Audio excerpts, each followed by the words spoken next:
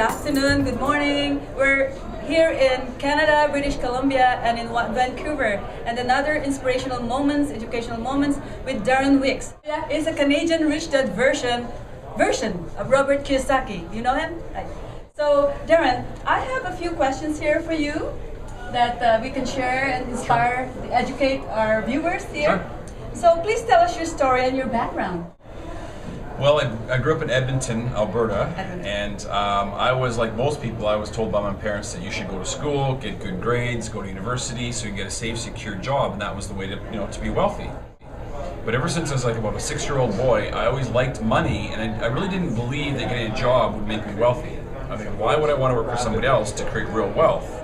So I always noticed that rich people, they would not work for somebody else typically.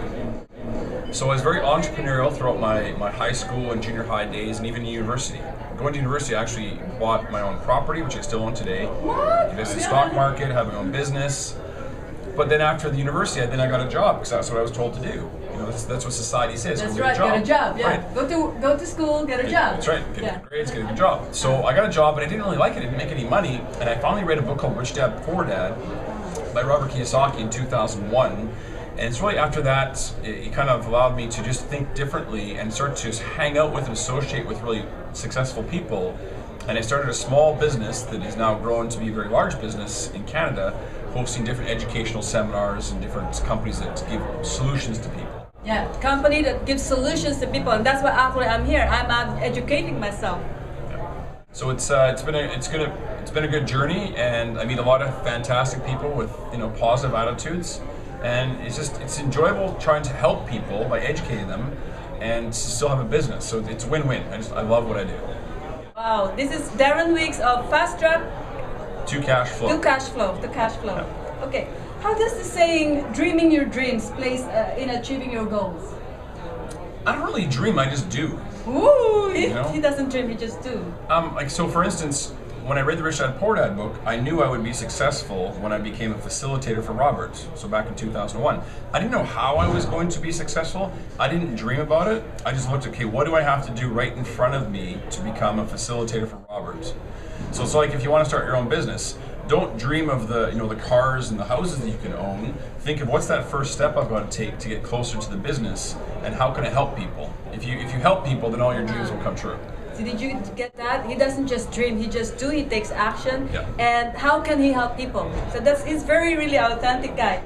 So in keeping to the theme, you have the power to change your life. Can you give us example where you have made big changes in your own life, and how did you do it? Well, I mean, change is constant. These days, the world's changing so quickly. You have to be used to it. But again, I don't have a defining moment where I said I'm going to change myself and do something differently. Just ever since I was young, in my mind, my why I think is really strong. In my mind, if I want to accomplish something, if I look back to some of the bigger accomplishments, in my mind I say I'm going to do it. I don't have no idea how I'm going to do it, but again, just take those small steps and it seems like it kind of comes true. So I'm not sure if that helps. Yeah, but, definitely. I didn't have that's one step at a time until you get to your goals. Yeah. And I didn't have to just change one day. It's just I have my goals. I want to meet them. So just go do it.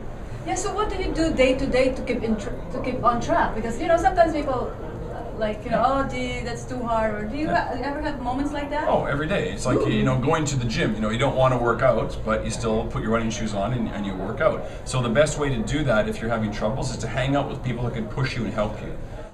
So this weekend I said, if you take your 5 closest friends and you look at what their occupation is and how much money they make, you're probably an average of those 5 people. So if you don't want to be average like your 5 friends, then hang out with people that make more money and have different occupations.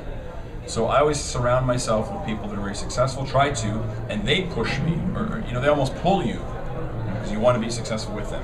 Yeah. Oh my God, that's why I'm here with him today, because I want to be pushed. I want to hang out with the people who's successful, like Darren Wicks. This is your expertise, and I know you walk your talk. What advice would you give people today to fast track to success? Well, again, it's taking those small steps, but I'm also going to say what you should do if you want to be successful is do things for free. And it's the exact opposite of what they teach you in school, where you should go get a job and you want to get paid. So for instance, if you want to start a small business and you have no idea how that works, why don't you work for free one night a week for a small business owner so the owner can teach you lessons you never otherwise would know about? If you want to buy a property, why not hang out with people and work for free, cutting grass, shoveling sidewalks, doing small repairs, and then the real estate mentor can teach you things that you never otherwise would have learned in a book. So I would suggest what you should do is hang out with people, but give something. Give, don't expect anything in return. So give by working for free. So what about these limiting beliefs? So this weekend you talk about this context and content. Yes. Can you expand on that? I learned, I'm a very visual person. You demonstrated a glass in a book. How could you expand on that? Well, your limiting beliefs are in between your ears. It's your brain. That's your limiting beliefs. And it's because of your programming. So if your parents said you should go to school, get a good job, then that's what's in your mind probably.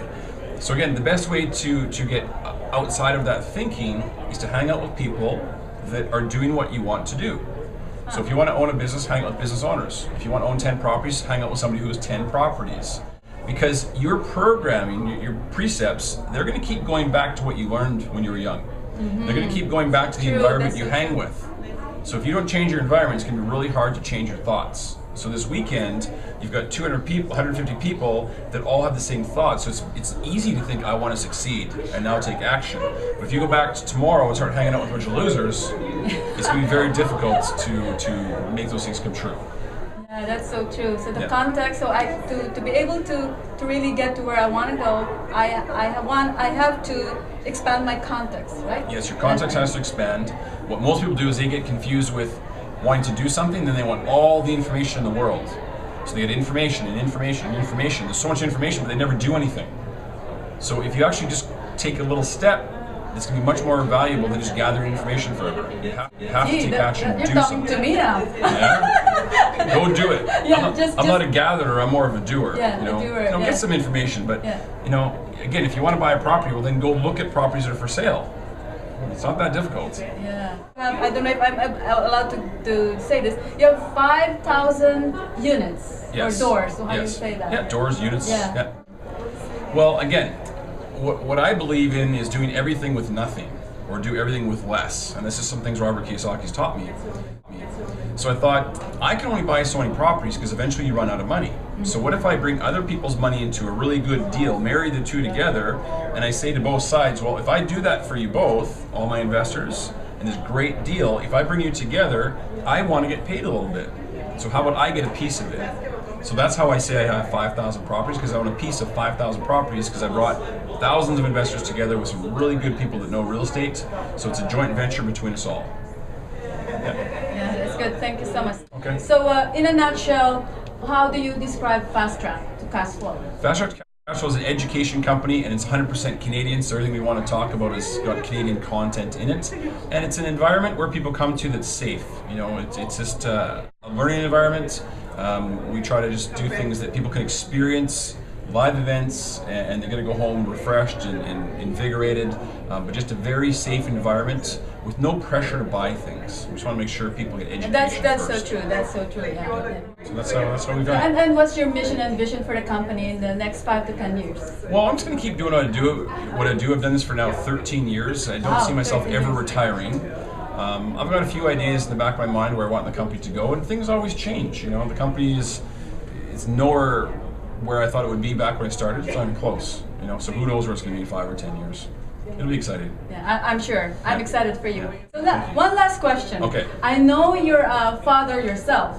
Yes. So if I'm one of our viewers, like a parent. Yes. How would you inspire your kids to financial freedom or financial mindset? How would you train them? Well, she starts really young. For instance, a lot of parents, when kids touch a loony or a toonie, think, oh, don't touch money, it's evil, it's dirty. It's one thing I never did. I don't want to talk negatively about money, that's one thing. But I've always taught my kids from day one that, yes, you can go get a job and be a teacher or a fireman or a police officer like they see people, but then I kind of explain to them, they don't make very much money. Okay, they're going to make enough money to have a house and a car, but really not enough money to do some of the funner things in life that we do on occasion, for us. And so I teach them that. And I've taught them lessons. My son worked for free by giving firewood to people at the campground. Wow, how old is he? Well, at the time he was 6. Oh, okay. Oh, Okay, wow. but when he gave the firewood, guess what people would do?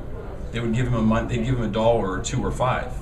So teach him to work for free. My daughter does the lemonade stands, so she starts to understand that you can interact with people and make money. And you know they have bank accounts where they put their money in, and they have chores they get paid for and things of that nature. So I just start them when they're young. Wow. Thank you so much for your time. Any other last word to our viewers? Take action. You know, again, if it's finances, if that's what you want to focus on, then again, get some education first before you go out there in the real world and do something with money, because you might lose it if you don't have some education. But don't just get education, you also have to take action. That's very, very important. So take your action and make it happen. Thank you so much, Darren. Thank you.